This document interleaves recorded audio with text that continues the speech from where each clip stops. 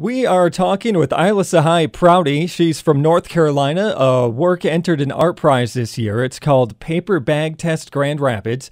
You can see it at Grand Rapids City Hall. How are you today, Isla? I'm fine. How are you? I'm good. Can you talk a little bit about your background as an artist? I have been an artist for a little while now, and I work in a lot of different materials, kind of depending on what my idea is. Mostly I do installation and sculpture. Here at ArtPrize, you have a paper bag test. Can you tell people what the paper bag test is?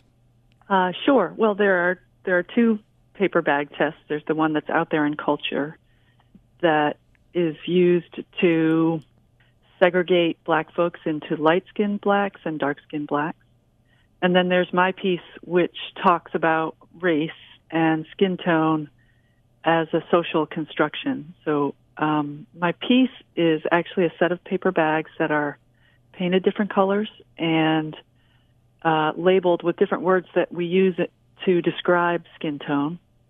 And then people are invited to write on the bags their experiences about their own skins, how they see the skin of other people, and how they think about race and just what's going on in our culture today. Can you talk more about the paper bag test in the culture, the history of it? The paper bag test it's not a beautiful part of African American culture, but the paper bag test was used to evaluate whether someone was a light-skinned black or a dark-skinned black. The idea being if you were lighter than a paper bag, you had access to certain churches, groups, clubs, and you were seen in a certain way versus dark-skinned folks. And I wish I could say that this type of evaluating of skin tone is gone, but it's not. And so people still sometimes refer to the skin tone test.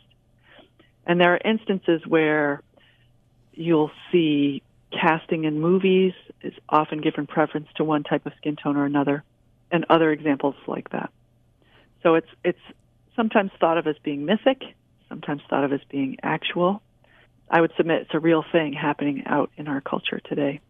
The comments, people interacting with your piece here is really a wide range of things. A lot of them positive, talking about how we need to move past this type of thing. There's other people, addressing humiliation, asking where's my safe space is another comment.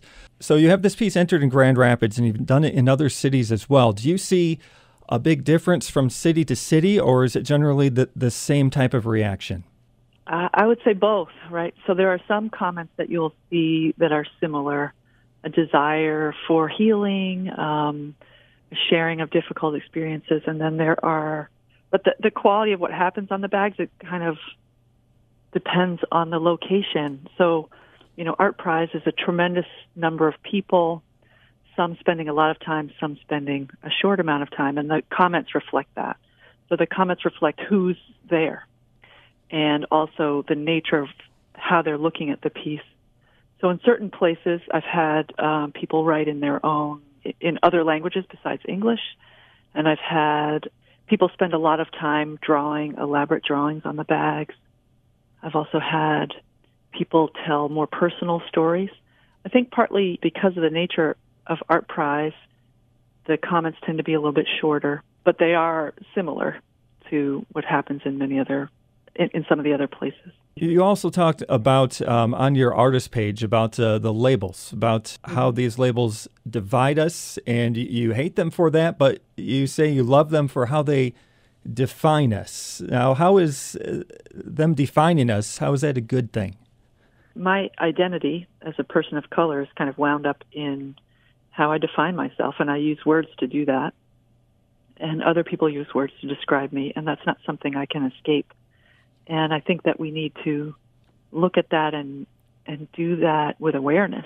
You'll see some words that get taken that are used negatively that are taken over in a positive way, and vice versa. But I think it really has to do with being aware of one's own personal identity and developing that, and then being aware of one's identity out there in the world. And those can be very different.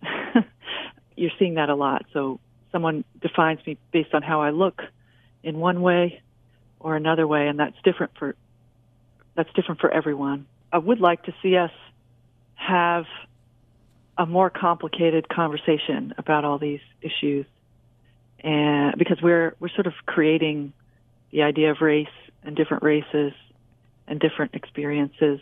We're creating that all together, just as we are writing things all together on the paper bags. What I see out there in media is often, just because of the nature of the beast, it's reductive, it's simplified, it's often this is what's happening. And what I'd like to do is have people spend time really talking with one another and looking at the experiences of other people, but also kind of examining their own experience.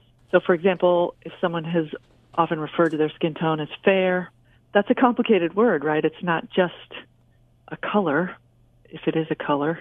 It's a way of being in the world. And why does a light-skinned person have access to that word to describe their skin over a brown person or a black person?